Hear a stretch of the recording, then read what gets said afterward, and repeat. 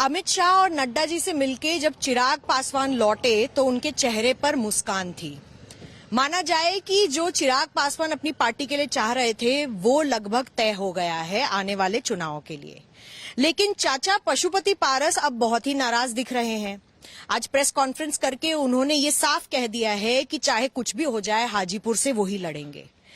क्या पार्टी का इस पर बयान है, बात करेंगे। हमारे साथ जो पार्टी के राष्ट्रीय अध्यक्ष हैं राजू तिवारी साहब।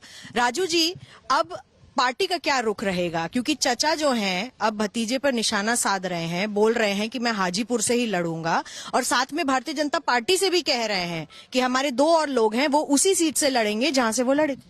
देखिए, सबका अपना अपना अधिकार है, उनकी पार्टी है, उनका अधिकार है चुनाव लड़ने का। इस पे कुछ हम विशेष बोलना नहीं चाहते हैं। और मीडिया के ही माध्यम से देखे हैं कि वो भारत सरकार के कैबिनेट मंत्री हैं और उन्होंने तो लगभग 3 सीट पे घोषणा भी कर दिया है।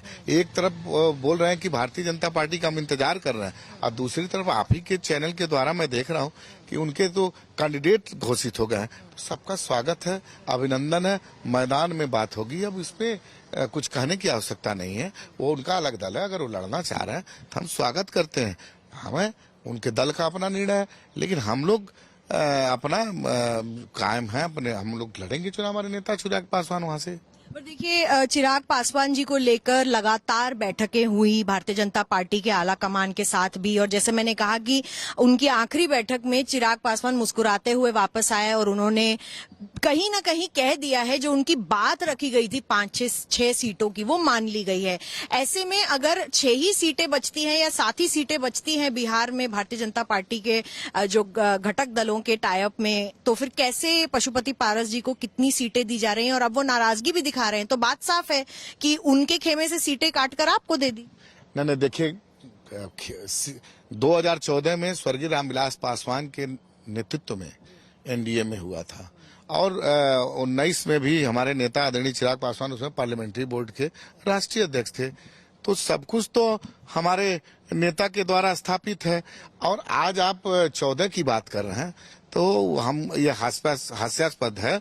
रही बात आपके ही द्वारा पता चल रहा है, उन्होंने दो तरफा बात कर रहे हैं ना। मान लीजिए एक तरफ तो तीनों सीट पे घोषणा कर दिए कि फलाने जगह प्रिंस जी लड़ेंगे, वहां से नवादा से वो लड़ेंगे, हम हाजीपुर से लड़ेंगे।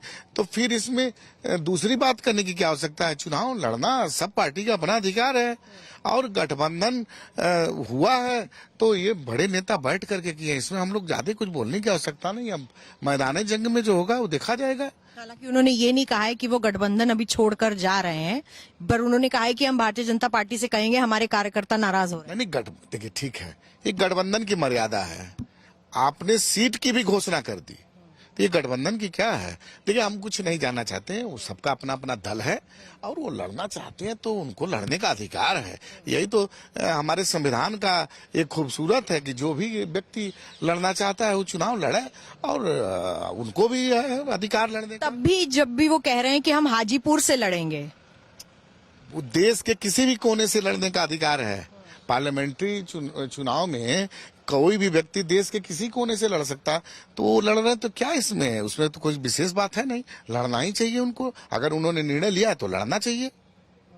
देखिए, इस वक्त चाचा पशुपति पारस चिराग पासवान पर हल्के से एक निशाना साधते हुए कह चुके हैं कि मैं हाजीपुर से ही लड़ूंगा। लेकिन अब देखना यह होगा कि भारतीय जनता पार्टी का क्या रुख रहता है, क्योंकि जाहिर सी बात है पासवान पार्टी का जो पलड़ा है, चिराग पासवान का पलड़ा इस वक्त भारी दिखाई दे रहा है, क्योंकि कहीं ना कहीं सहमति भारतीय जनता पार्टी और उनके बीच हो चुकी है सीटों की, और उसकी भी औपचारिक घोषणा अब कुछ ही दिनों में चिराग पासवान भी आगे जाकर कर सकते हैं। लेकिन फिलहाल चाचा नाराज चल रहे हैं और इसी के चलते उन्होंने आज प्रेस कॉन्फ्रेंस करके कहा कि हमारे जो लोग हैं वो वहीं से लड़ेंगे और वो खुद हाजीपुर से लड़ेंगे। मदन प्रसाद के साथ दिल्ली से मिलन शर्मा, आज तक।